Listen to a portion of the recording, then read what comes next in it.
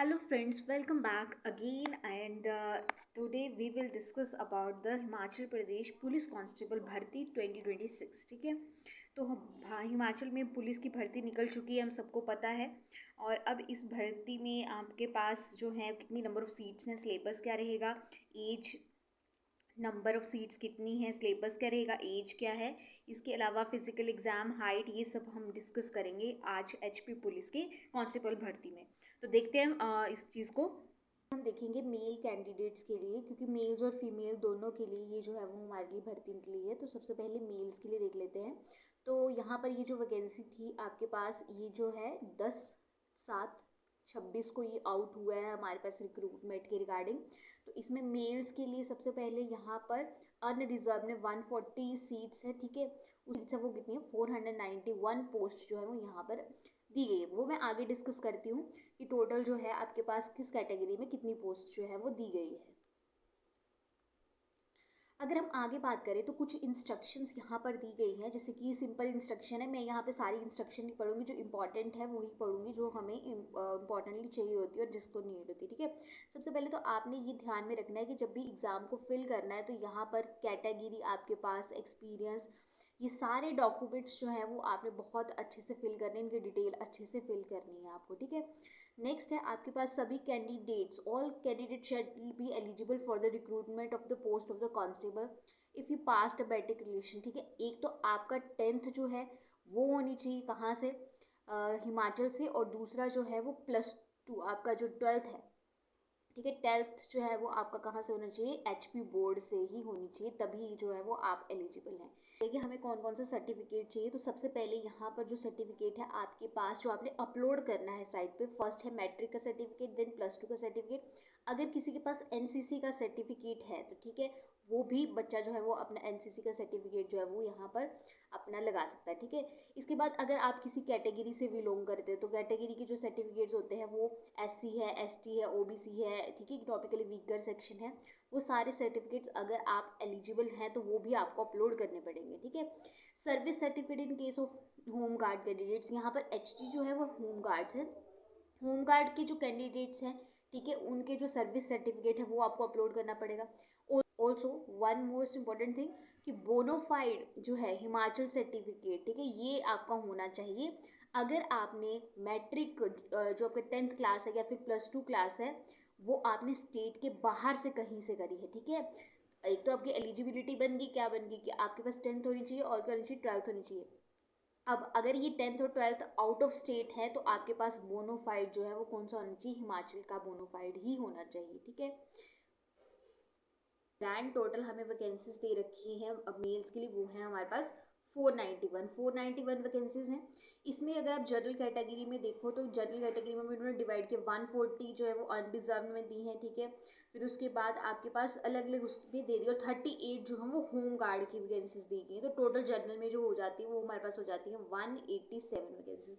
इसी तरीके से एससी में जो टोटल वैकेंसीज है वो 122 है, एसटी में 23, ओबीसी में 102 एंड इकोनॉमिकली वीकर सेक्शन में 57 जो है वो हमारे पास वैकेंसी। अगर आप इसका पे स्केल देखो तो पे स्केल जो है वो 20,000 से लेके 64,000 तक है। तो काफ़ी अच्छा पे स्केल जो है वो यहाँ पे मिल रहा है, बेटर देन द एचपी। आपके पास जो टीजीटी एग्जाम हुआ है उससे तो वे बेटर है ये पे स्केल। नेक्स्ट अगर हम देखें एलिजिबिलिटी के लिए, तो एलिजिबिलिटी में यहाँ पर आपके पास कैटेगरी वाइज एलिजिबिलिटी जो है वो मेंशन की है हिमाचल प्रदेश सर्विस कमीशन ने। तो जो जनरल कैटेगरी की है या economically weaker section general category में है, तो एज एलिजिबिलिटी सबसे पहले चेक करते हैं। तो यहाँ पर 18 to 25 है। ठीक है, तो ये जो आपकी एज है 25 कब पूरी होनी चाहिए थी, जब ये साल शुरू हुआ था, 2026 जब शुरू हुआ था उस तक आप या तो 25 साल के होने चाहिए। ठीक है, अगर 25 साल 1 महीने के हैं तब भी आप एलिजिबल नहीं होगे, मतलब 25 से अगर आप एक भी ज़्यादा हो तो एलिजिबल नहीं हो। ठीक है, तो अगर आप 24.9 हो, मतलब 24 साल और 9 महीने के हो, तब भी आप कब को, जब 1/1/2026 को, तब भी आप एलिजिबल हो। देखिए एजुकेशन क्वालिफिकेशन है तो वो सबके लिए सेम रहेगी, क्या +2 रहेगी। ठीक है, इसके बाद हाइट देख ले, तो हाइट पे यहाँ पर 5'6" दे रखा है, चेस्ट जो है वो उसके रिगार्डिंग दे रखा है। ठीक है, फिर उसके बाद एससी एसटी, इस तरीके से आप जिस भी कैटेगरी में फॉल करते हो उसके अकॉर्डिंग आपको क्या देख लेना है, एज देख लेनी है, एजुकेशन क्वालिफिकेशन देख लेनी, फिर हाइट देखनी है और देन उसका चेस्ट ऑफ द कैंडिडेट, ठीक है। आपके पास नेक्स्ट कंडीशन जो यहाँ पे मेंशन है दैट इसकी सभी कैंडिडेट्स एलिजिबल होंगे for the post of the constable जिन्होंने क्या किया, मैट्रिक और +2 पास करी है, कहाँ से, हिमाचल के बोर्ड से, ठीक है। और ये एप्लीकेशन, ये जो कंडीशन है ये उनके लिए एप्लीकेबल नहीं है जिनके पास क्या है, हिमाचल का बोनोफाइड है। फॉर एग्जाम्पल कोई बच्चा है जो अदर स्टेट से +2 एंड 10th करके आया है, पर उसके पास जो बोनोफाइड है वो कहाँ का है, हिमाचल प्रदेश का ही बोनोफाइड है, तो वो भी अप्लाई कर सकता है।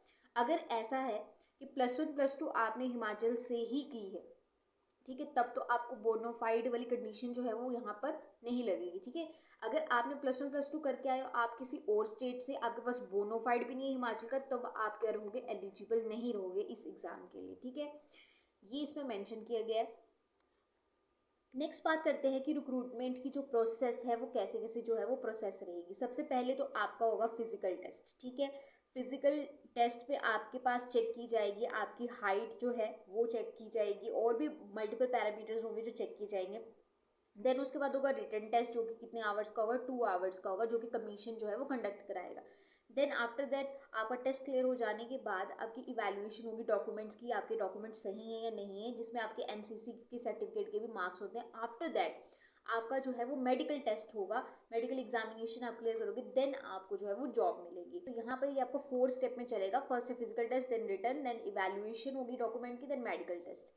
ओके, अब यहाँ पर सब फिर उसके बाद आपकी जो है वो मेरिट लिस्ट बनेगी, जिसमें कि आपके पास क्या है, मेरिट लिस्ट में क्या आ जाएगा, आपका मेरिट लिस्ट बनेगी इस बेसिस पे आपके ऑब्जेक्टिव टाइप जो स्क्रीनिंग टेस्ट आपका टेस्ट रखा गया है, उसमें हाइट के मार्क्स जुड़ेंगे, कितने हैं ये, 6 मार्क्स हैं आपके पास हाइट के, ठीक है।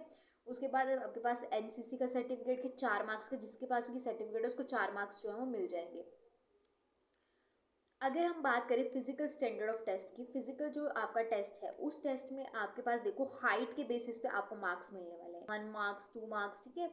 ये आपका जो है मेल कैंडिडेट के लिए आपके पास क्या है, क्राइटेरिया दिया गया, इतने इतने मार्क्स रहेंगे आपकी हाइट के हिसाब से। फिजिकल टेस्ट जब आपका ग्राउंड टेस्ट होगा, ठीक है, ग्राउंड में जब टेस्ट होगा तो आपका वहां पर क्या क्या जो है वो करना है आपको। एक और चीज, ये जो टेस्ट है सिर्फ क्वालिफाइंग इन नेचर में, आप जस्ट क्वालिफाई करना है ये कि हाँ इसमें आप क्वालिफाई हो। फर्स्ट है जो है वो आपका 1500 मीटर रेस होगी, ठीक है, जो कि आपको पूरी करनी है कितने टाइम में, 5 मिनट्स और 30 सेकेंड्स में पूरी करनी है अगर आप ठीक है। फिर नेक्स्ट में आप जाओगे, नेक्स्ट है आपका हाई जंप, हाई जंप कितने का होगा, 1.35 मीटर का होगा, ठीक है। मैक्सिमम अगर आप देखो तो इसमें आपको कोई जो है वो नेक्स्ट आपके पास कोई आपको अटेम्प्ट नहीं मिलेगा, पर यहाँ पर आपको मैक्सिमम 3 अटेम्प्ट मिलते हैं, ठीक है। अगर फर्स्ट अटेम्प्ट में नहीं होता तो सेकंड में ट्राई करें, सेकंड में नहीं होता तो थर्ड में ट्राई करें। 100 मीटर की जो है वो रेस है, ये कितने में कवर करनी है, 14 सेकंड में आपको 100 मीटर रेस कवर करनी है। देन ब्रॉड जंप है जो कि कितने मीटर का है, 4 मीटर का है, इसमें भी आपको क्या है 3 अटेम्प्ट मिलेंगे, तो जंप वाले में आपको अटेम्प्ट मिलेंगे। अगर आप इन चारों के चारों आपको क्वालिफाई करने पड़ेंगे, ऐसा नहीं है कि आपने एक क्वालिफाई कर लिया, चारों जब क्वालिफाई हो जाएंगे तभी आप नेक्स्ट रिटन एग्जाम में बैठ पाएंगे, अदरवाइज आप रिटन एग्जाम में नहीं बैठ पाएंगे। अब बात करते हैं रिटन एग्जामिनेशन की। तो रिटन एग्जामिनेशन जो है, सबसे पहले तो जो यहाँ पे आपको सिलेबस मेंशन किया गया है वो सिलेबस है +2 स्टैंडर्ड तक जो है वो सिलेबस आपने, मतलब कि अगर आपको पढ़ना जो सिलेबस दिया है ना वो सिलेबस वो किस स्टैंडर्ड का होना चाहिए, +2 स्टैंडर्ड का सिलेबस होना चाहिए।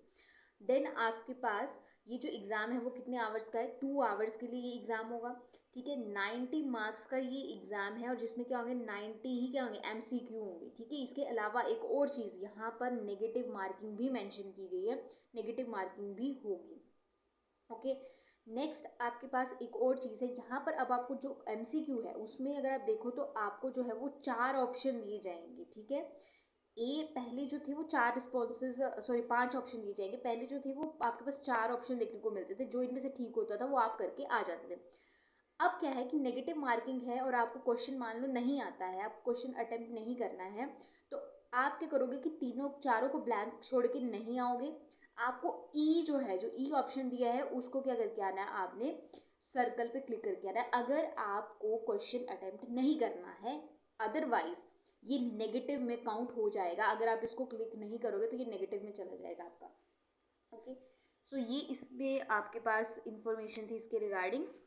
नेक्स्ट अगर हम बात करें एग्जामिनेशन फ़ीस की, तो एग्जामिनेशन फ़ीस जो है वो कितनी रहेगी, 600 रहेगी। आप चाहे किसी भी कैटेगरी से हैं, आपको क्या करना है, 600 रुपीज़ जो है वो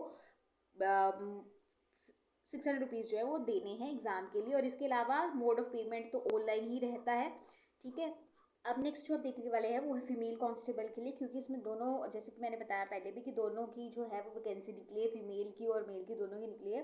तो यहाँ पे फीमेल की जो टोटल पोस्ट है वो 243 निकली है। अब इन पोस्ट की किस हिसाब से कैटेगरी में बढ़ती है ये मैं आगे डिस्कस करती हूँ आपके साथ। इससे पहले हम ये देख लेते हैं,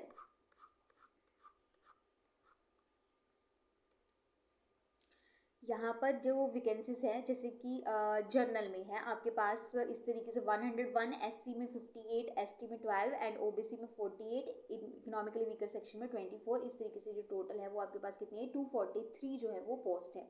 जो आपका पे स्केल है वो भी सेम रहेगा, दोनों में ही पे स्केल क्या है, सेम है, 20,000 टू 64,000 जो है पे स्केल। ये सारी इंस्ट्रक्शन जो है वो सेम ही है, फॉर्म को भरने का तरीका भी सेम है। जो डिफरेंशिएटर है वो आपका आएगा एलिजिबिलिटी में, ठीक है। आपके पास जो ग्राउंड टेस्ट है, फिजिकल टेस्ट है, वहाँ पर आपको चेंजेस देखने को मिलेंगे। यहाँ पर भी आपके पास क्या कैटेगरी वाइज अगर देखें तो क्वालिफिकेशन वही है, हाइट में डिफरेंस है यहाँ पर देखने को मिलता है।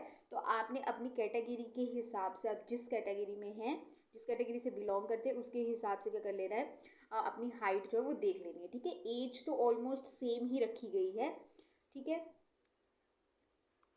बाकी जो आपका रिक्रूटमेंट का प्रोसीजर है वो फिजिकल टेस्ट होगा, रिटन इवैल्यूएशन और मेडिकल एग्जामिनेशन, ये मेल और फीमेल के लिए बोथ सेम है। और अगर आप मार्क्स के लिए देखें तो मार्क्स भी सेम है, ऑब्जेक्टिव टाइप 90 मार्क्स का, हाइट 60 मार्क्स की, एंड देन आपके पास ग्रैंड टोटल जो है वो 100 मार्क्स का। अब यहाँ पे फिजिकल टेस्ट में आपके पास यहाँ पर ये जो है हाइट के बेसिस पे जो मार्क्स है वो डिस्ट्रीब्यूट किए गए हैं। यहाँ पर आपके पास रेस जो है वहाँ पर थोड़े से चेंजेस देखने को मिलेंगे। जैसे यहाँ पर आपको चेंजेस देखने को मिलेंगे फिजिकल टेस्ट में फीमेल्स के लिए, 100 मीटर रेस है, हाई जंप है, मैक्सिमम 3 अटेम्प्ट, इसमें भी वही 3 अटेम्प्ट है। टाइम यहाँ पे 3 मिनट्स और 45 सेकेंड दिया गया है। 100 मीटर की रेस है, ये 17 सेकेंड में करनी है, जबकि ये मेल के केस में बहुत कम टाइम दिया गया है। ब्रॉड जंप है 3 मीटर का, ठीक है। इसके अलावा रिटन एग्जामिनेशन, ये दोनों में ही क्या है, सेम है, इसमें कोई चेंजेस नहीं है। नेगेटिव मार्किंग 4 ऑप्शन, तो इस तरीके से है, ठीक है। अब हम इसका डिस्कस कर लेते हैं सिलेबस की, सिलेबस जो है वो किस हिसाब से आएगा, क्योंकि 90 मार्क्स का आपको पेपर आने वाला है। तो हम देखते हैं इसका सिलेबस। सबसे पहली बात कि ये पेपर जो है वो पहले भी हिमाचल प्रदेश सर्विस कमीशन ने ही कंडक्ट करवाया था। तो ये आपका सिलेबस यहाँ पर जो है मेंशन, ये उन्होंने पब्लिश किया था 2024 में, 2024 का सिलेबस है। अभी की जो नोटिफिकेशन आपके पास आई है उस नोटिफिकेशन के हिसाब से जो है सिलेबस आपका नहीं दिया गया है, ठीक है। ये पुराना सिलेबस है, इस ये दिया गया है और हम इसी को ही फॉलो करेंगे जो भी आपका सिलेबस रहेगा। तो यहाँ पे अगर हम बात करें तो सबसे पहले इंग्लिश, मैट्रिक स्टैंडर्ड की जो है वो इंग्लिश आपको पढ़ के जानी है, ठीक है। 10th स्टैंडर्ड की जो है वो इंग्लिश, ये कितने मार्क्स की आएगी, 20 मार्क्स की आएगी, जिसमें आपके पास टेंस है, डायरेक्ट इनडायरेक्ट स्पीच है, change of voice, correction, articles determine, और आपके पास क्या जाएगा पार्ट्स ऑफ स्पीच, जिसमें कि आपके पास ये सारे आ जाते हैं नॉन पर नॉन, ठीक है। हिंदी में आपके आगे स्वर और व्यंजन, पर्यायवाची शब्द है, विलोमार्थी शब्द है, एकार्थी शब्द, अनेकार्थी, संज्ञा, सर्वनाम, अव्यय और मुहावरे और लुकोक्तियां हैं, जो ये भी आपके पास कितने रहेंगे, 20 मार्क्स का ही रहेगा। मैथमेटिक्स में आपको ये भी 10th स्टैंडर्ड का पढ़ना है, ठीक है। पर आपने इसको 10th स्टैंडर्ड में का तो पढ़ना है, पर उससे थोड़ा सा एडवांस ही पढ़ना है, क्योंकि आपके पास जो एलिजिबिलिटी है वो क्या दी गई है, आपको +2 दी गई है, ठीक है। तो 12th क्लास के हिसाब से थोड़ा सा एक स्टेप जो है वो आपको क्या पढ़ना पड़ेगा, हाई ही पढ़ना पड़ेगा इस एग्ज़ाम के लिए। नेक्स्ट इसमें अगर हम देख लें तो रैशनल नंबर्स है, फ्रैक्शन एंड डेसिमल है, ये आपका 7th क्लास का सिलेबस है। मेंसुरेशन आपको 6th क्लास से शुरू हो जाती है। Surface area, volumes, profit loss, ये भी 6th क्लास से स्टार्ट हो जाता है। टाइम डिस्टेंस, ट्रायंगल्स हैं, स्टैटिस्टिक, प्रोबेबिलिटी, तो ये सारे कुछ ऐसे टॉपिक्स हैं जो आपको मिलते हैं। स्टैटिस्टिक तो प्रोबेबिलिटी तो आप जो है वो थोड़ा सा हायर लेवल का भी देख के जाएँ, मैं तो ये बोलूँगी। नेक्स्ट रीजनिंग 10 मार्क्स की आ रही है। तो अगर आप देखो तो इस पे आपके पास इंग्लिश का सेक्शन भी 20 मार्क्स का है, हिंदी का भी 20 का है, मैथ का भी 20 है। एक रीजनिंग जो है वो आपके पास 10 मार्क्स की देखने को मिल रही है। ये रीजनिंग जो है वो कम आने वाली है, जिसमें अगर विजुअल मेमोरी, क्लोक और कैलेंडर से क्वेश्चन होंगे, number series, ranking, arithmetic reasoning, alphabetical series, cube, dice, verbal analogies और ब्लड रिलेशन। तो ये आपके पास इसमें रहेगा। लास्ट सेक्शन जो कि मैं आपको करवाने वाली हूँ, ये सेक्शन जो है वो आपके पास रहेगा 20 मार्क्स का है। एल्दो हम फर्स्टली इस सेक्शन पर ही जो है वो फोकस करने वाले हैं, जिसमें कि आपके पास सबसे पहले क्या है, इंटरनेशनल नेशनल ऑर्गेनाइजेशन है, बुक एंड ऑथर है, ठीक है, लेटेस्ट बुक्स इसमें पढ़ी जाएंगी और कुछ ओल्ड बुक्स भी, साइंस इन्वेंशन एंड डिस्कवरी, ठीक है, क्या साइंस में इन्वेंशन और डिस्कवरी हो रही है वो डिस्कस करेंगे, कंट्रीज है उनकी कैपिटल्स है, देन आपके पास करंट अफेयर्स है नेशनल। ये बहुत ही वास्ट टॉपिक है क्योंकि करंट अफेयर आपको भी पता है बहुत बड़ा टॉपिक होता है, इंपॉर्टेंट डेज आ जाते हैं, एब्रीवेशंस हैं। नेक्स्ट है आपके पास अवार्ड्स एंड ऑनर्स, ठीक है, जैसे अभी नरेंद्र मोदी जी को ऑलमोस्ट 37 अवार्ड्स मिल गए हैं अलग अलग कंट्रीज से, तो यहाँ से भी क्वेश्चंस बन सकता है। बहुत सारे इंपॉर्टेंट अवार्ड्स हैं, पद्मश्री हैं, आपके पास भारत रत्न एक्सेट्रा, तो बहुत सारे अवार्ड्स हैं, स्पोर्ट्स से रिलेटेड है, जियोग्राफी एंड कल्चर। अच्छा, अब हिमाचल प्रदेश का जो इन्होंने मेंशन किया है, इसमें आपके पास सिर्फ दो चीज़ें मेंशन की है, एक की है जियोग्राफी और दूसरा मेंशन किया है कल्चर के बारे में। तो इसमें सिर्फ दो टॉपिक्स ही पढ़ने हैं, हिमाचल में ज़्यादा नहीं पढ़ना है आपको। Policies programme and the scheme of the government, तो इसमें सबसे पहले जो फोकस है वो रहेगा आपका हिमाचल प्रदेश की पॉलिसीज़ के ऊपर, एंड देन हम जाएंगे इंडिया की पॉलिसीज़ और उसके ऊपर, ठीक है। तो ये आपका सिलेबस था, आप जुड़े रहिए हमारे साथ, हम इस सेक्शन को जो है वो अच्छे से कवर करेंगे। Thank you for watching the video, kindly like share and subscribe the channel, thank you.